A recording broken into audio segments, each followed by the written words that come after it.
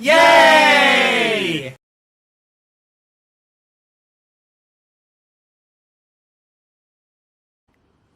सावित्री 2 बेटों की माँ थी।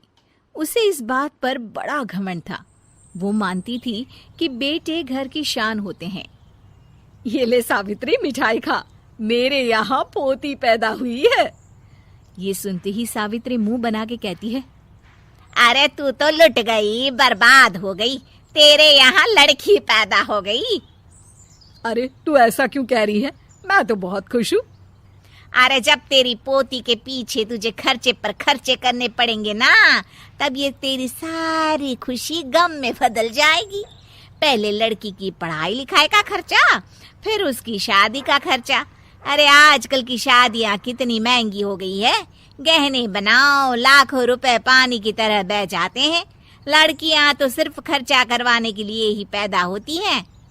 इस तरह लड़कियों के प्रति अपने विचार व्यक्त करते हुए सावित्री ममता को लंबा चौड़ा भाषण देके चली जाती है। अब तो आप लोग इस कहानी में सावित्री देवी का पात्र अच्छी तरह समझ ही गए होंगे। कुछ समय बाद सावित्री की बड़ी बहू भी एक लड़की को जन्म देती है। फिर क्या था, सावित्री पूरा आसमान सर पर उठा लेती है। हे भगवान, ये तू मुझसे किस जन्म का बदला ले रहा है? अरे मैं तो मंदिर में रोज आकर तुझसे कहती तो थी कि मुझे एक पोता चाहिए, और तूने मुझे पोती दे दी। इतनी मिठाइयाँ और प्रसाद चढ़ाने का क्या फायदा हुआ? तभी सावित्री की बहू निशा कहती है, क्या माँ जी, आप भी इतनी सी बात पर नाराज हो गई हैं? देखिए तो आपकी पोती कितनी सुंदर है, बिल्कुल आप पर गई है।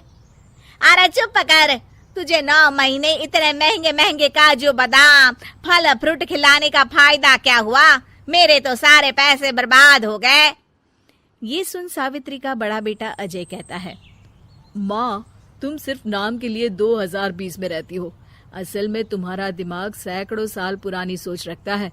आज के जमाने में लड़का और लड़की में कौन फर्क करता है?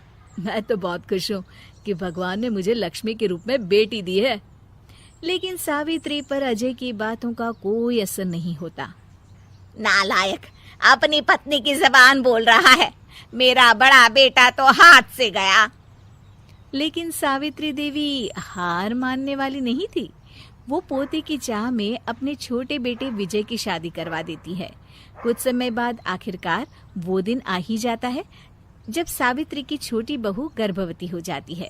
सावित्री इतनी खुश हो जाती है कि वो बच्चे के जन्म से पहले ही सारे मोहल्ले में ढिंढोरा पीटने लगती है। ये क्या सावित्री, तू तो पोते के जन्म से पहले ही मिठाई बांट रही है। पहले पोता पैदा तो होने दे, और फिर क्या पता अगर पोते की जगह पोती पैदा हो गई तो। ये सुन सावित्री चिढ़ जाती है। अरे अपनी काली जबान मत चला।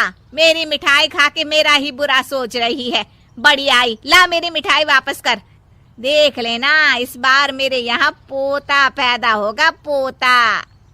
लेकिन ठीक इसका उल्टा होता है। सावित्री की छोटी बहू भी एक लड़की को जन्म देती है। सावित्री फिर से रोना धोना शुरू कर देती है और अपनी छोटी बहू को कोसते हुए भला बुरा कहने लगती है। देखते ही देखते ये सावित्री की रोज की आदत हो जाती है। एक दिन उसकी इस आदत से परेशान होकर विजय अपने भाई अजय से कहता है, भैया, माँ खुद एक औरत होकर हमारी बेटियों को पसंद नहीं करती, उल्टा उन्हें रोज कोसती रहती है। मुझे माँ की यह आदत बिल्कुल पसंद नहीं आती। अरे तू ठीक कहता है, मैं भी अब माँ से तंग आ गया हूँ। अच्छा, तो अब तुम दोनों इस तरह पीठ पीछे मेरी बुराई भी करने लग गए हो? नहीं माँ, हम चाहते हैं कि घर में शांति बनी रहे। हमें हमारी बेटियाँ बहुत प्यारी है। मैं नहीं चाहता कि वह तुम्हारे ताने सुन सुन कर बड़ी हो, और इसीलिए हम दोनों ये घर छोड़कर चले जाएंगे। हाँ माँ, मैं भैया की बात से सहमत हूँ। जब तुम इस घर में अकेली रहोगी तब तुम्हें अपनों की कीमत का एहसास होगा। अपने दोनों बेटों के मुंह से अपनी माँ के लिए इतने कठोर शब्द सुन सावित्री भावुक और रुआंसी होकर कहती है, क्या सच में तुम दोनों मुझे इस घर में अकेली छोड़कर चले जाओगे? हाँ माँ। हाँ माँ, अब पानी सर के ऊपर जा चुका है। मैं तुम दोनों के बिना नहीं रह सकती। अपनी सास के आंसू देख अजय और विजय की पत्नी अपने पतियों से लड़ पड़ती है। अरे जिसे जाना है वो जाए, मैं माँ जी को छोड़कर कहीं नहीं जाने वाली। भाभी आप ये क्या कह रही हैं? वही जो तुम सुन रहे हो, दीदी बिल्कुल सही कह रही है। हम बेटियों के संस्कार हमें सिखाते हैं कि सास माँ समान नहीं बल्कि माँ ही होती है और उस माँ की जिंदगी भर सेवा की जाती है। बेटे अपना फर्ज भूल सकते हैं लेकिन बेटियां नहीं। आप दोनों शौक से जा सकते हैं। माँ जी, हम दोनों के रहते आपको किसी बात की फिक्र करने की जरूरत नहीं। फिर क्या था, सावित्री के ऊपर छाए बेटों के घमंड के बादल उसकी बेटी स्वरूप बहुओं के तेज के आगे आंसू के रूप में परिवर्तित होकर सावित्री की आंखों से बहने लगते हैं और वो उन दोनों को गले लगा लेती है।